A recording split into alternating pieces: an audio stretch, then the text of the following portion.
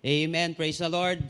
Naniniwala po ako na lahat po tayo ay pinagpala ngayon ng ating Panginoon at inihanda na ang ating mga puso ng Panginoon ngayon para ma-receive ang kanyang banal na salita. I believe that today that the Lord will bless us. The Lord has amazing food for us ngayong araw na ito. Itong spiritual food na inihanda sa atin ng Panginoon ay makapagbibigay po sa atin ng kalakasan ngayong araw na ito. And even I believe today na may ibibigay sa atin ng Panginoon na sandata na panlaban natin sa mga kinakaharap natin ngayon sa ating buhay. So I'm so excited to share these sermons dito sa buong November na ito. Noong nakaraang linggo po, pinag-usapan po natin yung amazing Jesus, what's so amazing about Jesus.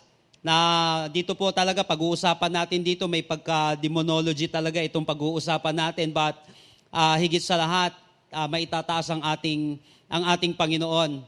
So today, meron na naman tayong bagong inihanda. May kinalaman po ito sa paghahanda talaga natin dito sa serious spiritual battle na ating kinakaharap. But on November 15, ang ating pong topic is entitled The God-Man Meets the Madman. So dito, makikita natin how Jesus restores a demon-possessed man. Paano ba si Lord nagre-restore para makita natin kung nasa restoration process ba tayo at paano tayo mag-undergo nito. On November 22, ang title ng ating pag-uusapan is Spiritual Power, paano maging makapangyarihan sa panahon ng kahinaan. So hindi na lang basta-basta sinusuko yung ating mga kahinaan. So dapat ito'y inilalaban at humihingi tayo ng kapangyarihan sa Panginoon at hindi mo naman mapapanalo ito nang wala kang kapangyarihan. Kaya nga sa mundong ito, if you don't have power, ikaw ay paglalaruan lamang. Ganon din sa spiritual realm. Kailangan meron kang kapangyarihan nang sa gayon ikaw ay nananalo at napagtatagumpayan mo ito. On November 29, hindi na po tayo magkakaroon ng series break nito kasi nakikita ko po na halaga na itong pag-uusapan natin. In fact, madami pa sana akong gustong idagdag dito. But pinagpipray ko kung ano yung mga i-include natin dito. November 29, let the battle begin. How to win the war. Paano natin masisimulan at paano natin mapapanalo itong laban na ito. So today, napakaganda po ng ating pag-uusapan kasi may kinalaman po ito sa paano natin pinaghahandaan maigi itong battle na ito na ating kinakaharap o gaano ba talaga kaseryoso ito. I remember upon the recommendation of the Department of Health, President Duterte issued Proclamation 922 on March 8, declaring a state of national emergency due to the threat of COVID-19.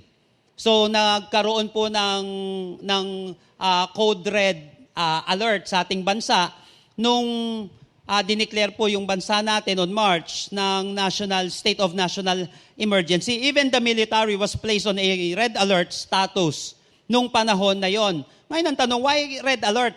Ba't kinakailangan na naka-red alert tayo?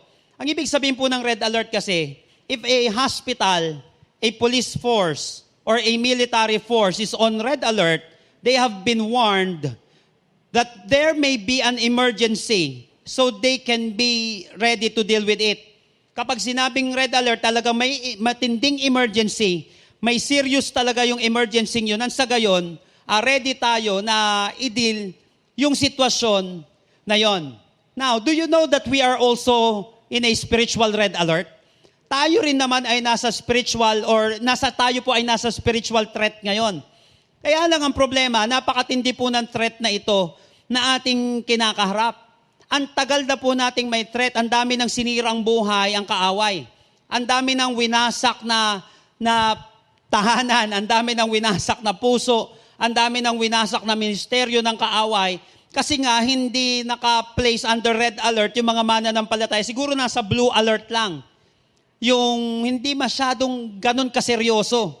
Kinakaharap itong spiritual threat na ito na naging dahilan kung bakit nakasingit yung kaaway at na-damage ng matindi yung buhay ng mga tao and even yung ibang mga mananampalataya. Kaya nga naniniwala ko that we must also put our situation on a red alert status. Kinakailangan mailagay tayo, ibig sabihin napakaseryoso talaga ng laban na ito. So how to face the spiritual enemy seriously? Paano natin haharapin yung spiritual enemy natin seriously na matagal na panahon na marami nang winasak, na patagal na panahon at matindi na yung damage na nagawa sa buhay natin, and even sa'yo at sa akin ngayon, ang araw na ito, sa bawat isa na nakakapakinig ngayon, tandaan mo kapatid, napakatindi ng spiritual threat na meron ka ngayon. Makikita natin sa pag-uusapan natin yung kung gaano katindi ito, pero makikita din natin, matututuhan natin ngayong araw na ito kung paano natin haharapin ito ng matagumpay. Matagal na panahon, hinarap na ang kaaway, kaya lang hindi ito naharap ng matagumpay, kaya nadadamage yung buhay ng isang tao. So today, the Lord will teach us how to face the spiritual enemy seriously. Paano ba natin siseryosohin itong kaaway na ito na kung saan mananalo tayo?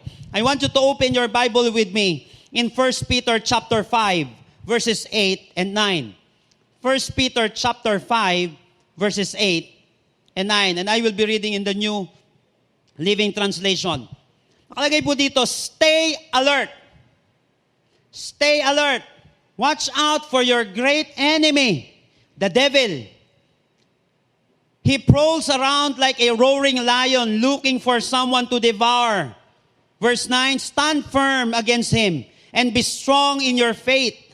Remember that your family of believers all over the world is going through the same kind of suffering. You are, napansin natin, global. Global, para may global pandemic. May global na spiritual threat na nangyayari. Remember that your family of believers all over the world is going through the same kind of suffering you are. At itong suffering na ito, hindi lang simpleng pagsubok ito.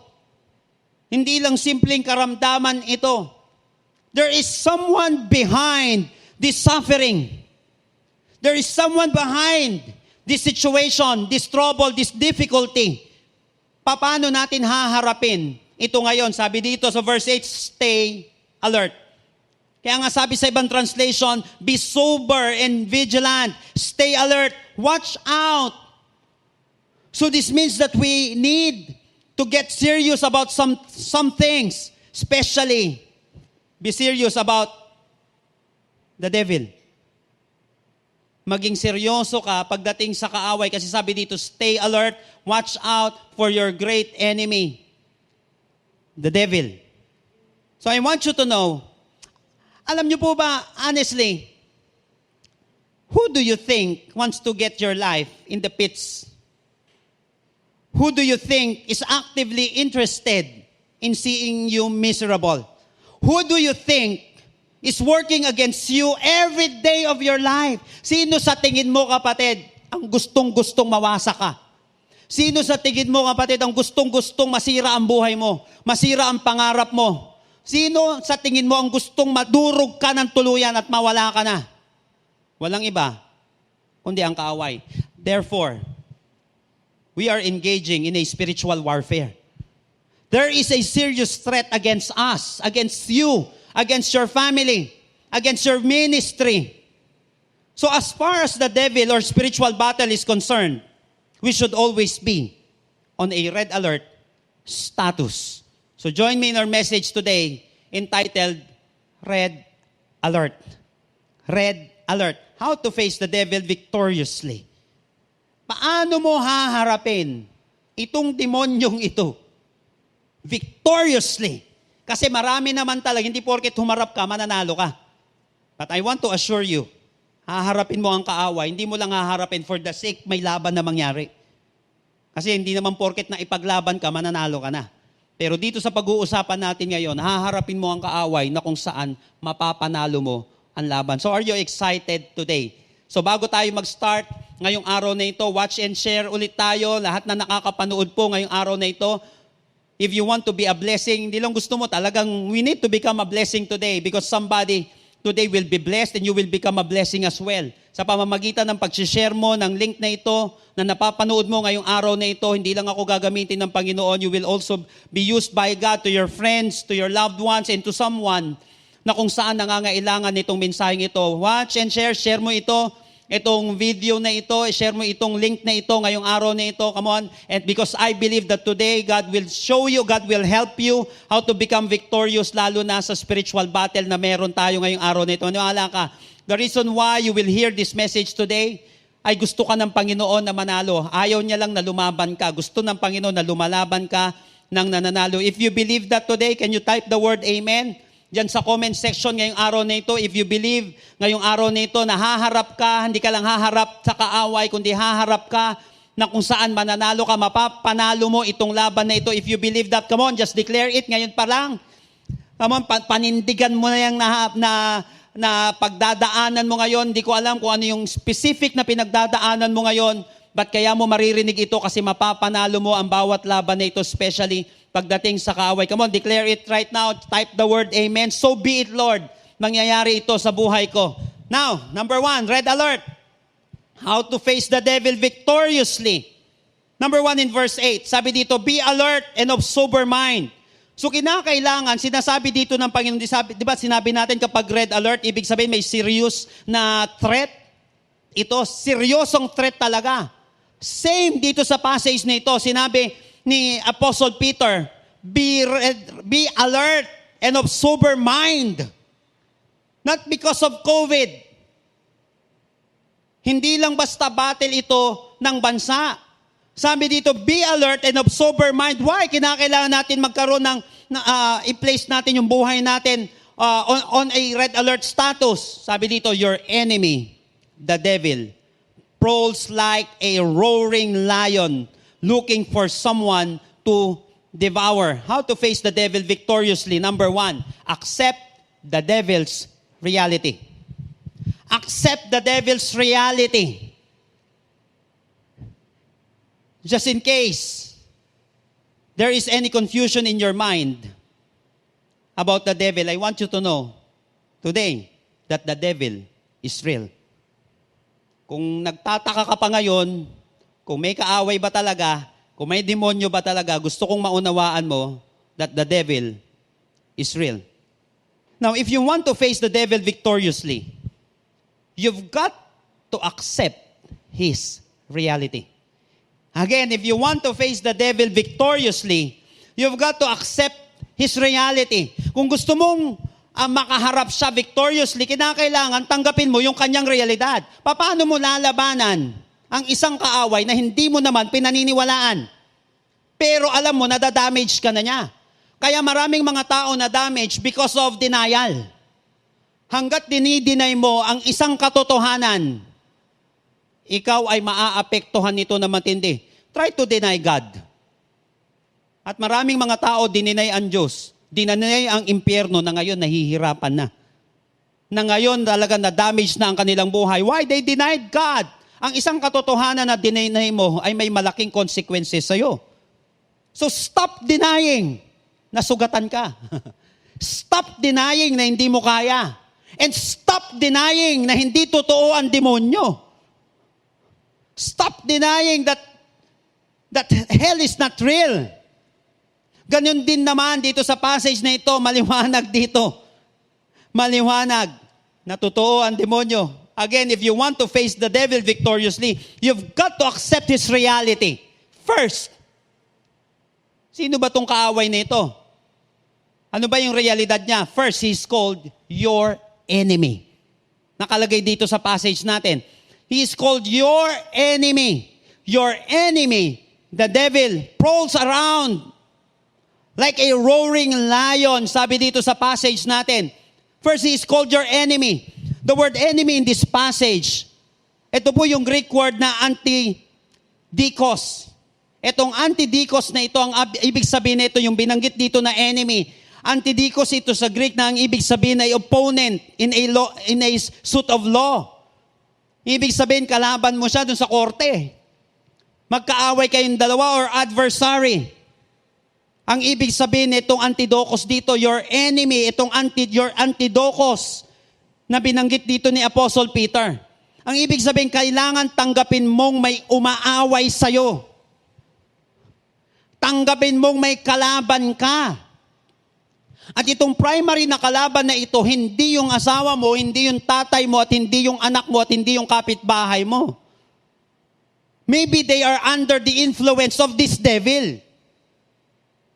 Because the Bible, actually pag-aaralan din natin ito, in Ephesians chapter 6, that our battle is not against flesh and blood, but against the powers of darkness. Ganito makapangyarihan ito. Kailangan tanggapin mo na may umaaway sa iyo. Kailangan tanggapin mo na mas may matindi pang kaaway diyan sa kaibigan mo, diyan sa kasama mo, o kung kanino man. Kapag dininay natin yung realidad na makikita natin, ito lang taong ito ang kaaway na mismo na, yung pinakamatindi. Ngayon, ang level ng battle mo ay pang physical lang. Whereas may mas matindi ka pa palang battle. Parang ito yung tip of the iceberg lang ang physical battle eh. Hindi mo namamalayan, dun mo siya titirahin ngayon, ang lawak pa pala nang dapat mong basagin. Hindi mo nakita yung reality. Pababagsakin ka ngayon ng kaaway. Kasi hindi mo nakita yung tunay na atake niya. At sinabi dito, your enemy. So he is called your enemy. So dapat wag ka nang ikipagkampihan sa kaaway. Kaaway nga, nakikipag-unite ka pa. The moment na ikipag-unite ka sa kaaway, tapos ka na. At eto, never niyang ituturing nakakampi ka. Dahil hanggang sa madurog ka, gagawin niya yon. Kunyari lang, padadamahin ka. Pero sa dulo, wawasakin ka nito. So you have to accept that you have sabi na natin, pinakamatinding or arch enemy. Ito yung pinakamatinding kaaway natin. So your enemy, malinaw sa Bible, sinabi your enemy, not my enemy. Hindi enemy mo lang. Ito, talagang kaaway natin ito. Sinabi niya, your enemy, sinabi niya sa mga mananampalataya ni Apostle Peter. So kailangan mong tanggapin na hindi mo siya kakampi. Minsan, syempre, binubola-bola lang tayo ng kaaway. Pero malinaw na kaaway ito. So never ka maikipag-alay sa kaaway. Huwag ka maikipag-alay sa kaaway kasi malinaw na never itong magiging kakampi. Kunyari lang yon, pero sa dulong-dulo, dudurugin ka nito. If anyone is listening right now, don't treat your enemy as your ally. Treat him as your enemy. Kung sino siya, dapat ganun yung trato mo sa kanya. Kung ano ang trato ng Biblia sa devil na sa kaaway na ito na sinabi, dapat ganun yung trato mo sa kanya. So he is called your enemy. Ulitin ko, kailangan mong tanggapin na hindi mo siya kakampi. At kinakailangan mong tanggapin na kaaway siya. Dapat ganun ang trato. Biruin mo, magbo-boxing kayo, magre-wrestling kayo, trato mo sa kanya kakampi. Paano mo siya dudurugin? Paano mo siya dudurugin ngayon? Naaawa ka sa kanya. Paano mo siya dudurugin ngayon kung mukhang nagpamakaawa siya sa'yo? Yung pala titirahin kanya ng talikuran. So he is called your enemy. Malinaw. Pangalawa, he is called the devil. He is called the devil. Ngayon, sino itong enemy na devil ang pangalan? Ang ibig sabihin ng devil dito, nung sinabi dito, be alert and of sober mind. Your enemy, the devil. Hindi lang basta enemy. Pinangalanan itong the devil. Yung Greek word na ginamit dito, yung Greek word dito is diabolos. Itong diabolos na ito, ang ibig sabihin, slanderer or accuser. Ang trabaho nitong diabolos na ito, mag-accuse na mag-accuse. Who among you here right now, ilang beses ka nakaakusahan? Di ba sinabi ko kanina, kaaway ito sa korte? Pati yung word na devil dito, related dun sa antidokos na binanggit kanina na Greek word. Opponent in a suit of law. Adversary. Kaya the devil, may kinalaman naman, diabolos, para siyang korte. Ngayon, nagulat ako, hindi lang pala si Apostle Paul ang mga gumagamit ng mga ganito, pati si Peter. May ganun pala talagang lingwahe. Pati hindi yung mga spiritual or religious lawyer. Diabolos, ang ibig sabihin pala talaga, is slander or accuser, ina-accuse. Natandaan nyo in Job chapter 1, na ganun ang sinabi ni Satanas kay Job. Ganun ang description niya. Kaya lang naman yan nasa sayo, sumusunod sayo kasi pinagpapala mo Subukan mo magpagpalain yan. Tignan mo anong gagawin. So ganun ang trabaho ng kaaway. Mag-accuse sa mga mananampalataya. The moment na makareceive ka ng accusation, ang tanong ngayon, paniniwalaan mo ba o hindi? Kasi maraming mga mananampalataya, nung tirahin ng demonyo ng accusation, naniwala. Naniwala sila. Alam niyo po, isa sa kapangyarihan ng kaaway, iba sa atin dito, kilala ka niya. Kasi nababantayan tayo eh. I remember, marami pong pagkakataon na na-engage po ako sa deliverance. At yung ibang mga kasama, pati mga kasama natin, tapos tuturo ka niya, ito yung ginawa mo, ito ka. Di ba, papalalayasin mo yung demonyo, tapos sasabihin ng demonyo, kilala kaya kita. Kilala ko yung ginawa mo kahapon. Kilala ko, galit ka sa nanay mo, galit ka sa tatay mo, ganun ang demonyo. Ngayon, tanong, tatakbo ka na? Palayasin mo ko, tapos ikaw, puno ka ng galit. Palayasin mo ko, tapos ganyan. Tapos ka na ngayon. Naniwala ka sa accusation nga. Kaya lang, you have to remember, nang ibig sabihin ng devil na ito, ay diabolos, accuser. Ang trabaho niya, akusahan ka ng akusahan para mapanalo niya yung laban. Ngayon, kapag naniwala ka sa mga accusations niya, tapos ka. Again, sabi po sa Revelation chapter 12, verse 10, Then I heard a loud voice in heaven say, The victory and the power and the kingdom of our God and the authority of His Messiah have now come. These things have come because the accuser of our brothers and sisters have been thrown out. He is the one who accused them day and night before our God. Trabaho pala ito ng demonyo. Mag-accuse na mag-accuse, kaya lang naman yan sumusunod. Kasi, may hiningi yan kahapon eh. Kaya lang naman yan sumusunod, kasi may pinagpe-pray yan eh. Na-crush niya eh, gusto niya maging jowa eh. Subukan mo busted din yan, bang backslide yan. Subukan mo magbigay pangangailangan yan. Kundi mag-backslide yan. Tanong, mananalo ba ang demonyo sa accusation sa'yo? Trabaho niya lagi yon. Kaya tingnan mo yung atake ng kaaway. Aakusahan ka niyan. Di ba maraming mga ganon? Kaya ka lang naman kasi ganito. Sumusunod kasi may gusto mo ng pagpapala eh. Eh ang daming mga mananampalataya na patunayan na minsan yun nga talaga. So kinakailangan patunayan mo na hindi ka ganun. Kailangan patunayan mo kapatid na hindi ka ganun. Para nang sa gayon magmanalo yung kaaway. Mahilig siya mag-accuse ng, eto pa matindi. Mahilig minsan o madalas. Ang demonyo, hindi na accusation yun eh, yung totoo eh. Madalas ang demonyo, mahilig siya mag-accuse ng walang katotohanan. Bawa, nag-engage sa deliverance, sasabihin niya sa'yo, nagalit ka nga kahapon eh, nagkasala ka nga nung isang araw, nung gagawin mo, aayaw ka na? Pero kapag matalino ka, iisipin mo yung katotohanan, tama, nagkasala ako, pero pinatawad na ako ni Lord. Humingi na ako ng tawad sa Kanya. Pag hindi mo alam yan, tapos ka na, talo ka na. Kasi pakikinggan mo yung akusasyon sa'yo ng kaaway na totoo naman kahapon. Nakalimutan mo yung ginawa ng Panginoon. Kalimutan mo na yung prayer mo. Nakalimutan mo na yung dugo ni Kristo. Nakalimutan mo na yung kapangyarihan ng confession. Nakalimutan mo na, kapatid, yung tindi ng grace ng Panginoon because of the devil's accusations. Maraming mga pag-aakusa na gagawin ng demonyo sa iyo na kung saan pag hindi mo namalayan, madadamage ka, mapapahinto ka nito. So huwag mong hayaan na maging katotohanan ang kanyang mga accusation sa iyo. Huwag mong hayaan. So the sooner we come to realize the truth of Satan's reality, the sooner we will see the need to strengthen our walks with God. Mas maagang nakikita mo yung realidad ng kaaway, mas maaga mong mapaghahandaan yung kanyang mga atake. Paano mo didepensahan ang isang kapangyarihan na hindi mo pinaniniwalaan? Every time may mag-a-accuse sa'yo, hindi ka na pagpapalain ni Lord, makasalanan ka, o paano ka pa ngayon mga nanalangin?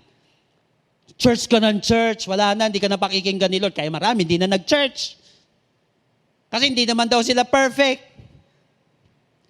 Kasi nagkasala daw sila. Yun ang problema, nakinig ka sa akusasyon ng kaaway. Hindi ka naniwala sa tindi ng pagmamahal ng Panginoon. Yan ang trabaho ng kaaway. Every time na every time you believe a lie, something inside of you will die.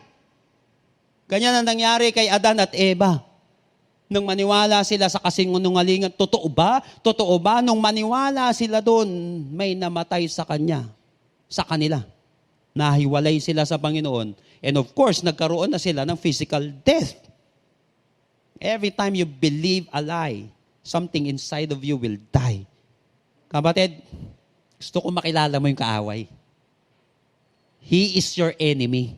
Huwag kang naikipagkampihan sa kanya.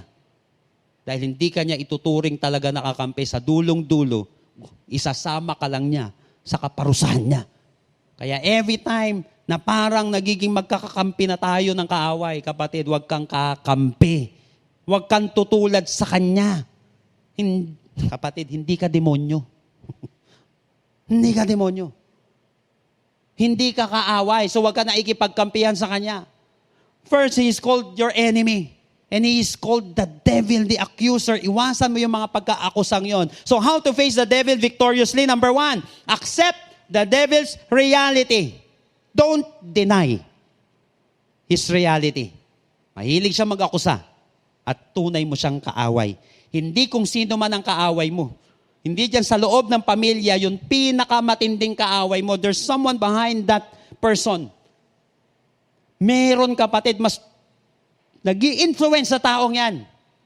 Baka masyado ka nang nagalit sa anak mo. Baka masyado ka nang nagalit sa asawa mo. Baka masyado ka nang nagalit sa mundo at sa sarili mo. Nakalimutan mo, may arch-enemy tayo. May mas matinding kaaway. Sabi dito, your enemy, the devil. At ang trabaho niyan, mag-akusa ng mag-akusa sa'yo hanggang sa paniwalaan mo na at maging realidad na ito sa buhay mo. Doon ka matatapos. Pero the moment na naging malinaw sa'yo, yung realidad ng kaaway, pambira, may bentahe ka na agad. Pangalawa, how to face the devil victoriously. Number 2, verse 8, be alert and of sober mind. Your enemy, the devil, prowls around like a roaring lion, looking for someone to devour. Number 1, accept the devil's reality. And then number 2, for you to face the devil victoriously, assess the devil's ability. Una, accept the devil's reality. Pangalawa is assess the devil's ability. Ito matindi to, kapatid. Sulat mo lahat to, tandaan mong maigi, kapit ka dito. Paano mo haharapin yung kaaway? Kailangan i-assess mo. Ano ba ang kakayahan ng kaaway mo? If you want to become a champion sa anumang sports na gusto mong pasukin, lalo na mayroon kang opponent, pinag-aaralan mo hanggang saan ang abilidad nitong kaaway. Hindi lang yung realidad niya, yung abilidad niya din. Yung abilidad rin ng kaaway, kinakailangan makita mong maigi anong kakayahan ng kaaway na ito. So you have to assess his ability. Pwede ba yon? Dito sa passage na ito, kapatid, makikita mo anong kakayahan ng kaaway. First, I want you to know that the devil is active. The devil is active. Sabi dito, your enemy, the devil, ano daw? Nanunood? Hindi. Prowls around. Nakalagay. Prowls around. Yung ginamit dito na Greek word ay peripateo. Yung peripateo na ginamit dito, yung prowls around, ang ibig sabihin to make progress. So hindi pala siya passive yung kaaway. So wag mong sasabihin, wala, pagod na siguro yung kaaway, hindi mapapagod yan hanggat hindi pa tapos ang laban. Nag-iisip yan lagi ng kapamaraanan, paano siya makaka-atake, paano siya magkakaroon ng progress. Peripateo, prowls around, the devil is watching from a distance? No. He prowls around. Sabi, therefore he's active. The devil is active. Ang ibig sabihin ng peripateo na yan, to make progress, to make due use of opportunities. Naghahanap siya ng oportunidad, pambihira. Kaya pala dapat lagi tayo nasa red alert status. Kasi naghahanap ito ng oportunidad. Kinakailangan, kapatid, wag mong ibababa yung guard mo. Kinakailangan lagi ka, kaya nga dapat lagi tayo nagbabantay kasi naghahanap siya ng oportunidad. Ibig sabihin niyan, to tread all around, walk at large. Especially as proof of ability. So, ibig sabihin niyan, paikot-ikot, naghahanap ng pagkakataon. Ito abilidad niya. The devil is active. Prowls around. Second, I want you to know that the devil is alarming. Sabi dito sa passage natin, your enemy, the devil, prowls around, aktibo, By the way, kapatid, active daw ang kaaway. So always remember this. Part-time Christians cannot defeat a full-time devil. Part-time Christians cannot defeat a full-time devil. Why? Napaka-active ka, kaya dapat hindi ka nagpa-part-time. Every Sunday lang akong Christian. Dapat weekly. All the time dapat, kapatid. Ikaw ay namumuhay sa pananampalataya mo. Again, part-time Christians cannot defeat a full-time devil. Kasi active siya. Prowls around. Naghahanap ng oportunidad. Second, the devil is alarming. Like a roaring lion. Sabi dito, kaya napaka-alarming. Roaring. Hindi siya meow. Hindi ganun. Although, kamag-anak niya to. Mga kat, itong mga ito, malalaki nga lang. Hindi sa meow. Roaring. Roar. Kung pusa lang yan, medyo nakakatakot, kaya lang, higit pa dun, kapatid. Ngayon, alarming talaga ang demonyo now. Bakit kinakailangan mag-roar? Bakit yun yung binanggit dito sa passage na ito? Prowls around like a roaring lion? What makes a lion roar? Bakit ba nagro-roar ang lion? Bakit ba may ganon ang... Bakit ba nagkaganon yung lion? According to Cleveland Zoological Society, sabi nila that just like humans, one of the ways animals communicate with each other is through a variety of sounds. Isa pala yan, ang kapamaraanan ng mga hayop para mag-communicate sa bawat isa ay mag-create ng sounds. Now, male lions will use their roar to scare off intruders and warn the pride of potential danger. Pag sinabing pride, ito yung kapamilya ng mga lion. Pride, mga 2 hanggang 40 na lions ito. So kapag may paparating na kaaway, magro-roar yan. Hindi lamang para manakot lang muna. Para warningan yung mga kasama niya na may kalaban na paparating. Ganon katindi yung kaaway. And yung pagro-roar na yan, it also shows a power among other males. Ibig sabihin, kaya nagro-roar yung kaaway, nagpapakita siya ng mas makapangyarihan siya. Kaya pala minsan, palakasan sila ng pagro-roar. Mas malakas ako sa inyo. Kaya patindihan yan. Sabi dito sa passage, the devil prowls around like a roaring lion. Alam niyo po ba na that lion roars can be heard up to 5 miles away. Yung pagro-roar ng lion, maririnig mo yan 5 miles away. Yun yung sukat sa ibang bansa, di ba? Sa US. Pero yung 5 miles, nasa mga 8 kilometers yan. More than 8 kilometers. So, ganun kala, 1 kilometro nga, malayo-layo na. 2, 3, 4, 5. 6 hanggang 8. 8 kilometers eh. Yung 5 miles eh. Mahigit. Naunawaan po natin, ganong kalakas. Kapag nag-roar yung isang matured na lion, para marinig. That means that when a lion roars, everyone notices. Nasaan gayon, kapag nag-roar ang isang lion, manonotice ng bawat isa. So whenever you hear a lion roars, it literally shakes your chest. Talagang kakabahan ka. Maniwala po kayo, kahit wag pa nga mag-roar yung lion hawakan mo lang, maniwala ka. Sino na po sa inyo nakahawak ka ng lion? Baka nga hindi mo hawakan lalo na pag nag-roar yan, kasi ganun talaga siya nakadesign. Kakatakot. Kaya yung sinabi natin, the devil is not just active. The devil is also alarming. Kaya nga ang isang matured na lion, sabi natin, maririnig yan up to 8 kilometers or 5 miles away.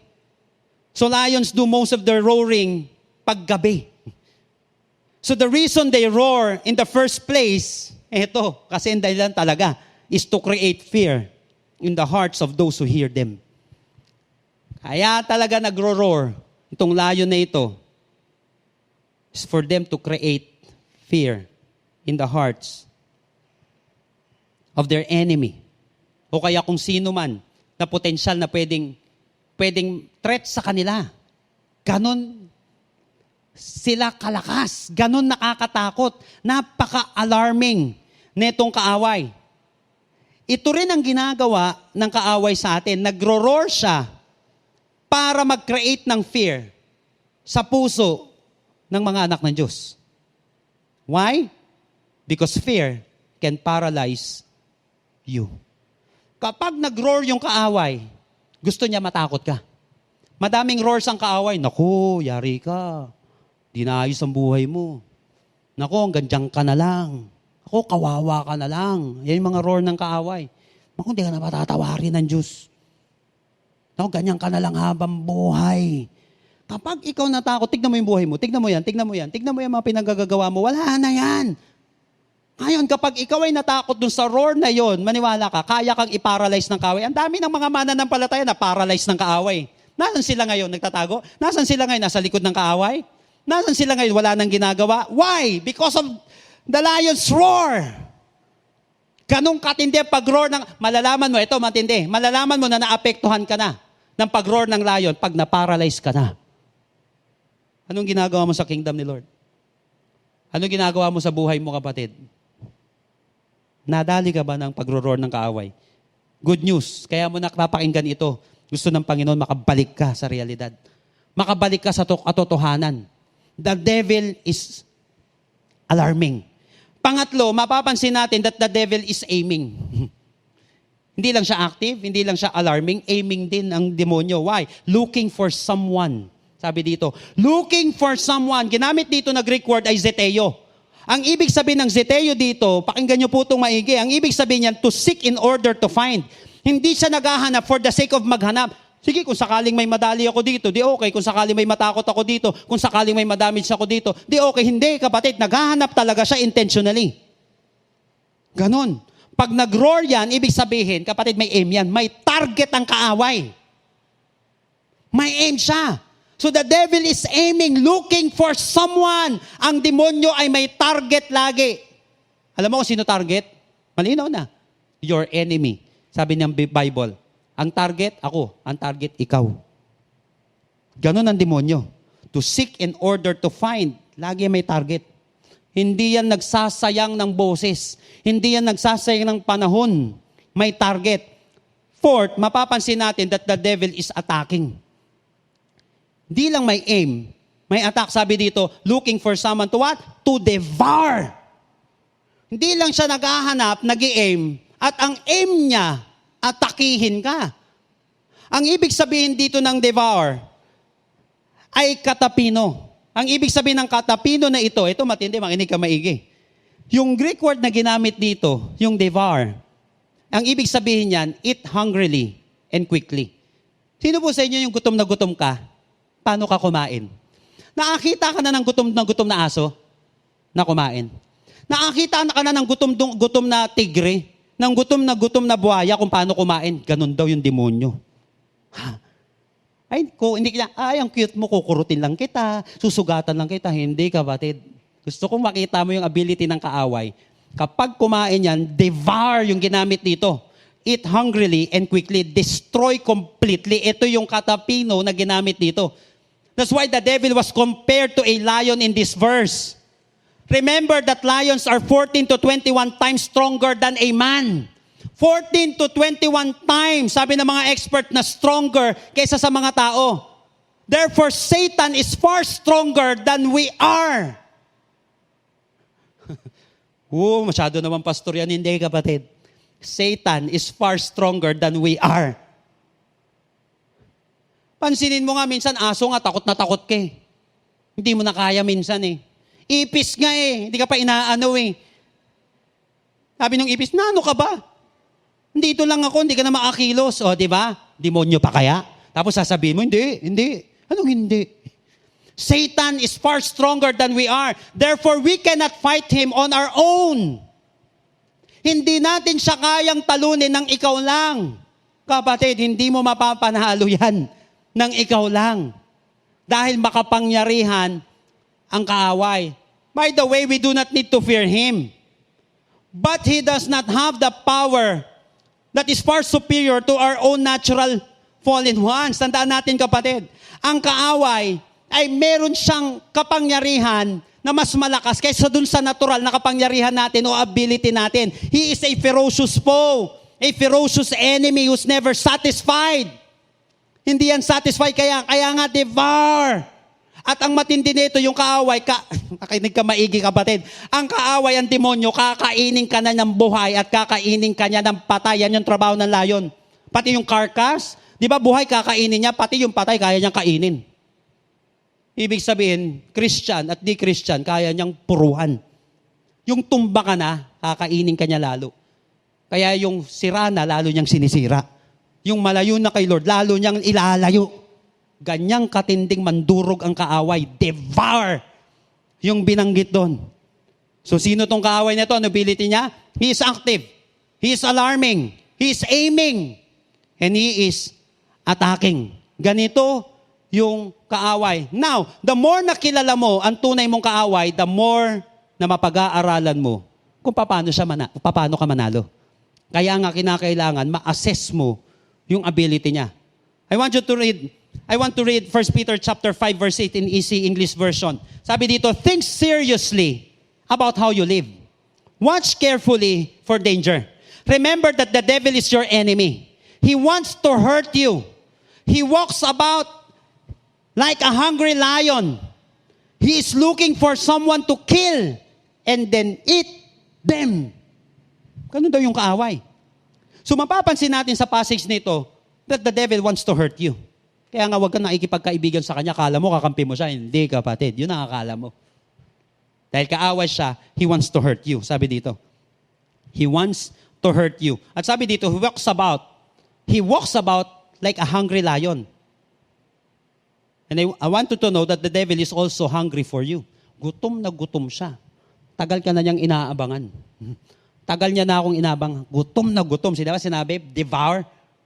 Kakatayin ka niya ng buhay. Patay na, kakainin ka pa, dudurugin ka pa niya lalo. Ganun siya. Hindi yung, hey, magkakampi na kami. Hindi, dudurugin ka pa niya.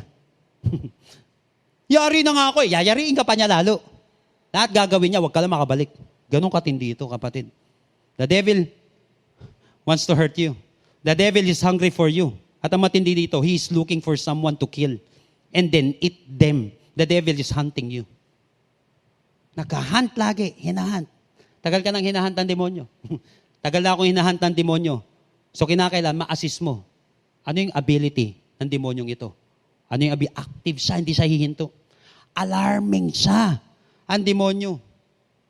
Aiming siya. Laging may aim. Seek in order to find and then attacking siya, devour. Yun ang gusto niya. Now, how to face the devil victoriously? Assess the devil's ability. And then lastly, sabi dito sa verse 9, ito maganda dito. Sabi, resist him, standing firm in the faith, because you know that the family of believers throughout the world is undergoing the same kind of sufferings. Number 3, how to face the devil victoriously. Number 1, accept the devil's reality. Number 2, assess the devil's ability. And then number 3, are you ready for this? Attack the devil's vulnerability. Attack the devil's vulnerability. Ngayon na pag-aralan mo na kung sino tong kaaway mo. Ano ang kakayahan niya? Para nang sa gayon, hindi ako humihinto. Yung gusto ko na mag-backslide, gusto ko nang tumilikod, gusto ko magtampisaw muna sa mundo, kaya lang hindi ko gagawin kasi alam ko may nag-aabang sa akin. Kasi alam ko hindi ako nito sisinuhin, dudurugin ako nito. Hanggang sa wakas. Hindi ako tatantanan nito. Ano nang gagawin mo? Nakita mo ngayon, attack na. Attack the devil's vulnerability. Ha? Is the devil vulnerable also? Tignan niyo po maigi. Refuse to follow the devil. Stand strong in your faith. Stand strong in your faith. The good news about the devil, good news talaga, is that the devil can be defeated by a child of God, by the child of God. He can be defeated by the children of God. First, ano yung vulnerability niya? Saan siya mahina? Anong kaya mo sa kanya? First, you can say no to the devil. You can say no to the devil. Hindi po ako nagbibiro mga kapatid. Verse 9. Sabi dito, refuse to follow the devil. Hindi sasabihin ng Bible na refuse kung hindi mo kaya yun. Therefore, you can say no to the devil. So every time na may atake sa akin ng demonyo, dati pinaniniwalaan ko na ang lakas niya talaga, grabe. Oo na, malakas siya. Ang tanong ngayon, hindi ko siya kaya. Teka lang kapatid, sabi dito, refuse. Ibig sabihin, kaya mo. You can say no to the devil. Kapag may atake ang demonyo sa'yo, hindi mo na kayang bumangon, hindi mo na kayang umusad, hindi mo na kayang magtino habang buhay ka ng mukhang demonyo, habang buhay ka ng masamang tatay, habang buhay ka ng masamang nanay, habang buhay ka ng masamang anak, hanggang dyan ka na lang, kapatid, maniwala ka. You can say no to the devil. Kapag may temptation sa'yo ang demonyo, kapatid, may kapangyarihan ka bilang anak ng Diyos na magsabi ng no. Gusto ko yan tumanim, kapatid, sa puso't isipan mo ngayong araw na ito. Na every time aatakihin ka ng demonyo, may kapangyarihan tayo at ito ang kahinaan ng demonyo, pwede kang mag-no sa kanya. Dahil sabi ng Bible, refuse to follow the devil. Therefore, kaya mo. Therefore, kaya mo. Kaya nga yung Greek word na ginamit dito is antithesmi. Antithesmi, ang ibig sabihin nito. Itong antithesmi, ang ibig sabihin itong Greek word na ito is to stand against, to oppose. Kaya mo pala mag-oppose. Hindi ka tulad dati, hindi ko yata kaya, kapatid. Huwag mo isipin yon. Sabi ng Bible, kaya mo. You can say no to the devil. Ibig sabihin, kaya mo siya. So the secret, listen to this very carefully. The secret to overcoming him and changing his roar into a meow is to resist him. Yung roar niya, gusto mo maging meow yan. Gusto mo maging katatawanan ng demonyo. Gusto mong makaya-kaya mo siya, kapatid. Resist the devil. Learn the truth that if you will resist him, he will flee from you. James 4:7, submit yourselves then to God. Resist the devil and he will flee from you. I want you to know that you can say no to the devil. Dapat opposition ka ng demonyo. Hindi ka kakampi. The moment na umasta kang kakampi niya, yari ka na. The moment na tumibok ang puso mo sa kanya at sa kagustuhan niya, tapos ka na. Siguradong huli ka. The moment na tumitibok na yung puso mo sa gusto niyang mangyari, tapos ka na. Mahuhuli ka ng kaaway. So stand against him. Makikita mo na lang yung tagumpay, kapatid. You will see the victory. You can resist him and you can see him defeated in your life. Kapatid, you can say no to the devil. Lagay mo lagi sa puso't isipan mo yan. Pangalawa, vulnerability ng kaaway. Una, you can say no to the devil. Pangalawa, you can say yes to God. Verse 9, but you must be strong against him. Trust God completely. Trust God completely. So, ibig sabihin, pwede mong sundin yung kalooban ng Panginoon kahit matindi ang temptation, kahit na matindi ang hatak ng kaaway, kahit na matindi ang offer ng kaaway, pwede kang mag-no sa kaaway at pwede kang mag-yes to God. Why? Anak ka ng Diyos eh.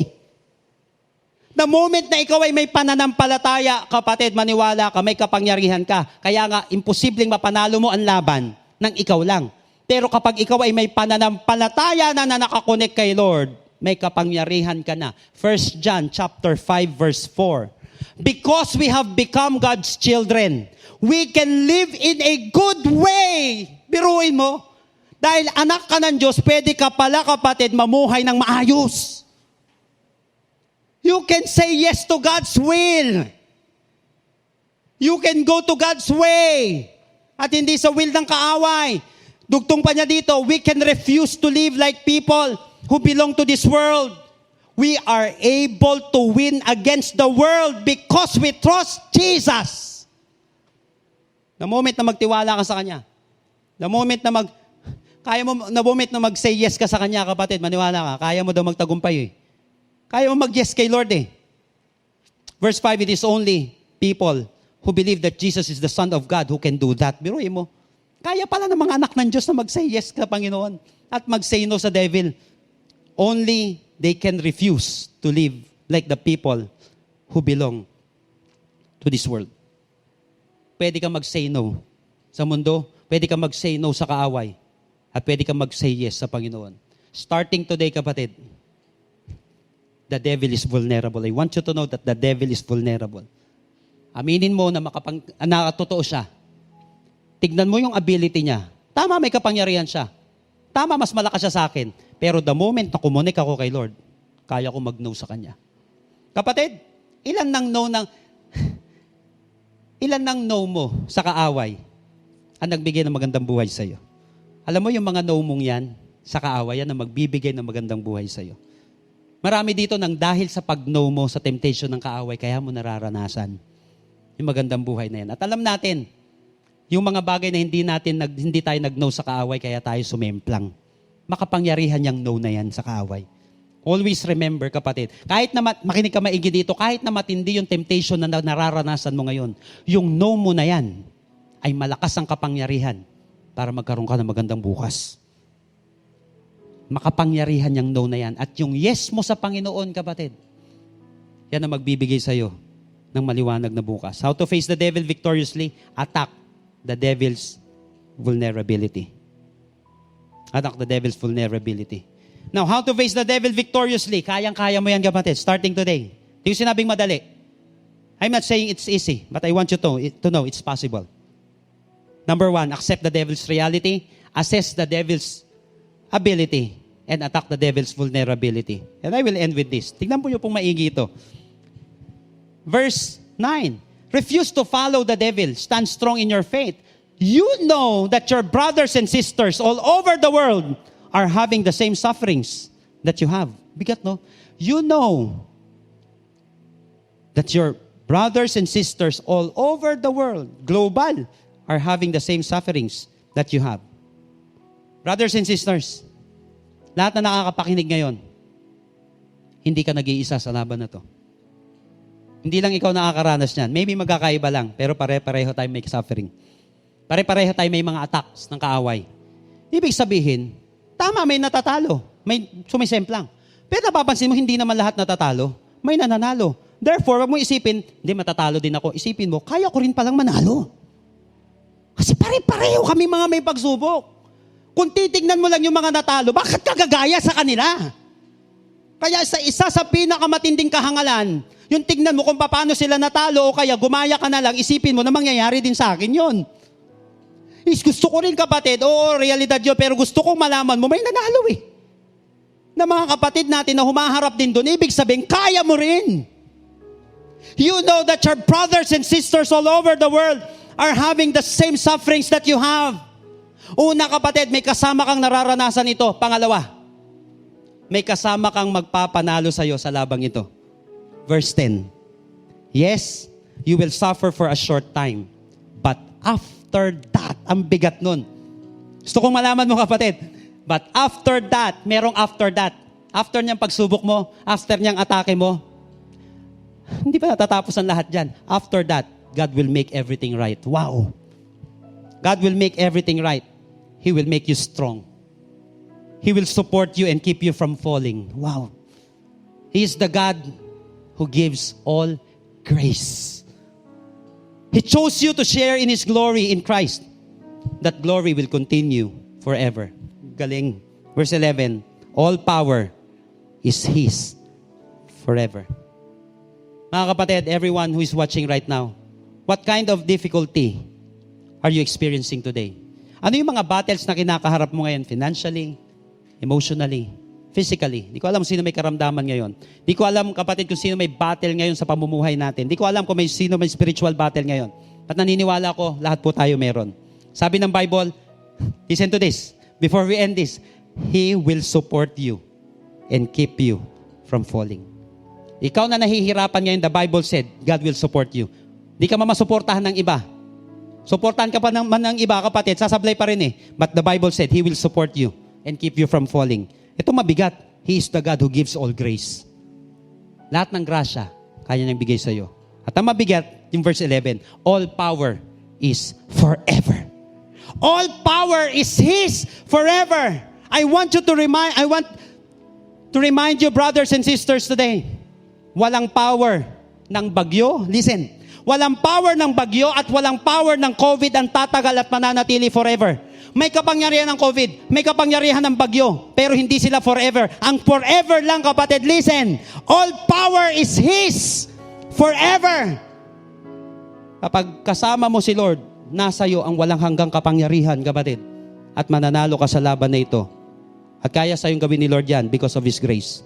Who wants to receive the grace of God today? Yung palaglag ka na, pero sinasabi mo, Lord, I want to experience your grace. Sino dito gabuhok na lang, kapatid? Yung kapit mo. Konting-konti na lang bibigay ka na. Kapatid, He is the God who gives all grace. Babangon ka pa. Kakayanin mo pa. Gagaling ka pa. Lalakas ka pa. I want you to close your eyes right now. Naniniwala ako, kapatid, meron dito kinakausap ang Panginoon ngayong oras na ito sa pamamagitan ng salitang ito na yung napakinggan. Meron dito may spiritual battle ka ngayon, ikaw nga, kapatid. Somebody's experiencing battles today. Meron dito ikaw na may karamdaman. Ikaw dito na hindi mo maintindihan yung battle na yan. May battle ka na, kapatid, pero nakikita mo may parang humahatak pa sa'yo. Pabalik. May parang lumalamon sa'yo ng buo. May parang kumakapit sa'yo na hindi ka makalaya. Diyan sa kahirapan na yan, diyan sa sitwasyon na yan, diyan sa galit na yan, diyan sa kahapon na yan, kapatid. But I want you to know, sapat ang grace ng Panginoon. He is the God who gives all grace. Ikaw, kapatid, na nahihirapan ngayong araw na ito, ikaw na may matinding battle, receive the grace of God today. The Bible said, all power is His forever. You want to receive the grace of God? Ikaw, ibig sabihin ng grace, kapatid, di mo kaya. Pero kaya ni Lord, bibigay niya. Tingin mo sa sarili mo, lublub ka na sa kasalanan. Pero because of the grace of God, babangon ka, kapatid, sa kabanalan. Yun yung grace ni Lord. Yung sinasabi mo, hindi mo kaya, tama, kapatid, dapat makita mo, hindi mo kaya. Kasi tanging grace lamang ng Panginoon ang kakaya niyang sitwasyon mo. Do you want to receive the grace of God today na napakatindi na hindi kayang ibigay ng kung sino man? Makakabangon ka. Gagaling ka, lalakas ka because of the grace of God. If you're this person right now and you want the grace of God, kausapin mo siya. Manalangin ka ng buong puso ngayong araw na ito. Tutulungan ka namin manalangin. But make it your personal prayer. Because I believe that after this, your life, your situation, your heart, your mind will never be the same again. Tell it to Jesus right now. Ikaw ang nakakapakinig ngayong oras na ito. Make it your personal prayer. Tell it to Jesus, Lord Jesus. Lord Jesus, Come into my life. come into my life. I surrender my heart to you. I surrender my heart to you. I admit that I'm a sinner. I admit that I am a sinner. But I believe that you are my only Savior. But I believe that you are my only Savior. Starting today, Starting today, be my King, be my King, be my Savior, be my Savior, be my Lord, be my Lord, and be my God. and be my God. In Jesus' name, In Jesus' name, Amen. amen. Ikaw na nanalangin ngayong araw na ito, the grace of God is with you. Bumangon ka, kapatid. Palayain mo yung sarili mo sa past na yan. Tanggapin mo, kapatid, tama, makapangyarihan ng kaaway. But sabi sa 1 John 4:4, greater is He that is in me than he that is in the world. Kaya mas importante muna hindi yung blessing, kundi yung blesser. Ngayon, dahil meron ka ng blesser, nasa iyo na yung giver, may kakayahan kang tumanggap ng gift. May kakayahan kang tumanggap ng grace. Father, in the name of Jesus, I pray, God, for peace which transcends all understanding right now. Kapayapaan, Panginoon, ang dumaloy sa mga inaalipin ng kaaway, Panginoon, na sinasabi, wala na siyang kapangyarihan na lumaya. Wala siyang kakayahan, Panginoon, na bumalik. Wala siyang kapangyarihan, Panginoon, na makaahon. Sa pangalan ng Panginoong Yesus, I rebuke every demonic stronghold, Lord, sa kanyang buhay at sa kanyang bahay ngayong araw na ito. Kapatid, tanggalin ang anumang kapit ng kaaway sa iyong isipan. You can say no to the devil. Come on, just say no to the devil right now. Sinasabi niya, di ka na gagaling, just say no. Right now, sinasabi niya, di ka na makakabangon, di ka na ililigtas ng Panginoon, just say no. Right now, huwag mong tanggapin yung bagay na yan. Come on, rebuke it. Ikaw, kung nasan ka man, kapatid, rebuke it right now. Rebuke it. Rebuke mo yung kahirapan na sinasabi sa'yo. Rebuke mo, kapatid, yung kasalanan na sinasabi, wala nang kakayahan sila, wala ka nang kakayahan na bumangon dyan. Come on, rebuke it. You can say no to the devil and you can say yes to God. Come on, declare mo yung kapangyarihan ng Panginoon ngayong araw na ito. I-declare mo na si Jesus ay makapangyarihan. And as you declare it right now, may kapangyarihan na dadaloy sa'yo ngayong araw na ito. May kapangyarihan na magpapalaya sa'yo. Lahat, kapatid, ng kapangyarihan ngayong araw na ito. Ano man kapangyarihan ang bumabalot sa'yo. The Bible said, all power is His forever. Wasakin mo ng iyong pananampalataya ang kapangyarihan yan. No power can stand against the power of Jesus. Kahit na ikaw ay may taning, kahit na ikaw, kapatid, ay Hawak-hawak ng kaaway. I can see someone right now is being healed by God. May lumalaya habang siya'y sumasamba. May lumalaya habang binabanggit niya yung pangalang Jesus. Come on, banggitin mo si Jesus ngayon sa iyong buhay. Sa iyong tahanan, nasan ka man ngayong araw na ito. May gumagaling. May lumalaya sa kanyang kahapon. May binibigyan ng kapangyarihan ang Panginoon ngayong araw na ito. Come on, just worship the Lord right now. Everyone, just lift up the name of Jesus. Every time you lift up the name of Jesus, nanliliit ang kapangyarihan ng kaaway. Lift up the name of Jesus wherever you are. In the midst of your difficulties, in the midst of your situation, just declare the name of Jesus. Be free right now. Be healed. Be blessed. Come on, just exalt the name of Jesus. Come on, everyone. Exalt His name. May bumabagsak na gawa ng kaaway. I can see right now someone who is being released by His change. Come on. Be exalted. Everyone, wherever you are. Come on for the last time. At the top of your voice.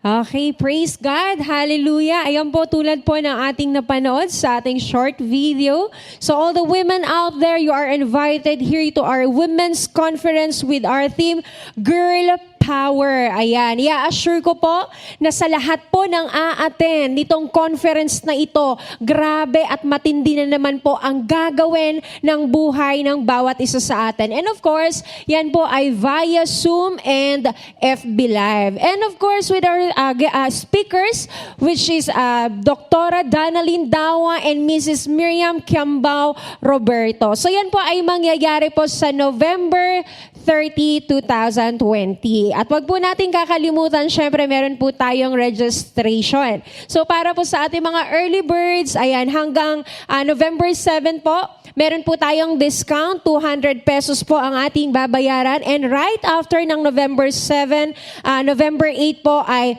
magiging 250 pesos na po. So for more information, you may contact via Messenger Miss Jovelyn Carmona and Miss Shing Garces. So ano pa pong hinihintay natin? Mag-register na po tayo. Once na napanood mo yan, once na narinig mo itong announcement natin, huwag ka nang magpatumpik-tumpik ba. So again, all the ladies out there, welcome po ang bawat isa sa atin dito. So praise God. Ayan, salamat sa Panginoon. And now, if you are a first timer, pakitype lang po ang ating word na new and we will send our simple token para po kayo po ay i-welcome.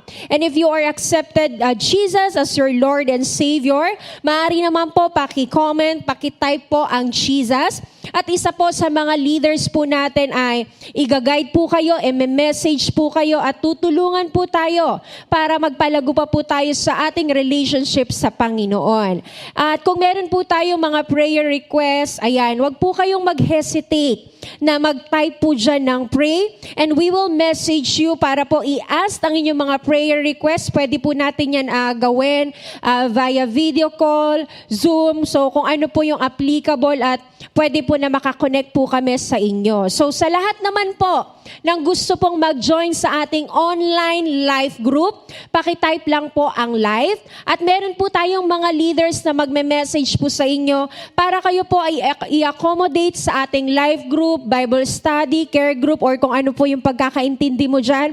Ayan po, so welcome po ang bawat isa sa lahat po ng gusto magkaroon ng ating live group. And lastly, if you want to join our ministry, ayan, pakitype po ang word na ministry. Isa po sa ating connect team or ushers po, tutulungan po tayo para maka-join po tayo sa prefer ninyong ministry. Alam nyo po, kahit na tayo po ay nandito sa ganitong klaseng platform, lahat po tayo ay pwede at may pagkakataon po tayo na makapaglingkod sa Panginoon. So I'm encouraging everyone, pakitype lang po yung mga concern po natin dyan. So maraming salamat po. And now, bago po matapos ang lahat, alam ko po na lahat tayo ay na-encourage, binago ng Panginoon, na-remind ka ulit. Pwede po ba manalangin po tayo?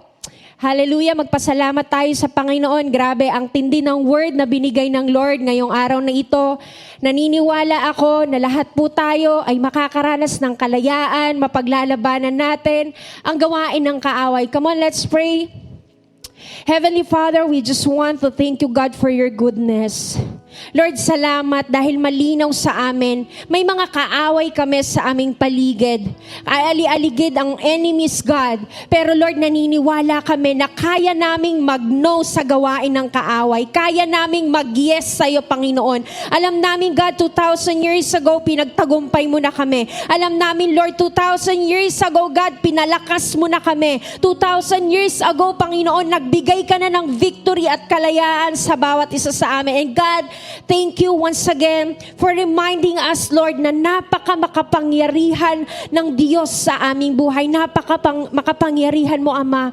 So Lord, right now, continue, Lord God, to saturate us. Continue, Lord God, to speak with us. Lord, tulungan mo kami na mapaglabanan ang gawain ng kaaway sa aming buhay. Walang lugar, Panginoon, ang kaaway, Panginoon. Salamat, God, sa araw na ito. Salamat, Lord, sa pagyakap mo. Salamat sa paglaya na ginawa mo sa mga tao, Lord God, na nakakulong sa gawain ng kaaway. And right now, pwede ba, kung ikaw ay nasa lugar man ng iyong tahanan, pwedeng ikaw ay nasa opisina, pwede po ba pakitaas po ang iyong mga kamay and receive this benediction at every time po na dinideclare po ito, ipamuhay mo at angkinin mo ang salitang ito. It says in number 6, may the Lord bless you and take care of you. I receive. May the Lord be kind and gracious to you. I receive. May the Lord look on you with favor and give you peace. I receive. This is our prayer in the mighty name of Jesus. Say aloud, Amen and Amen. Hallelujah.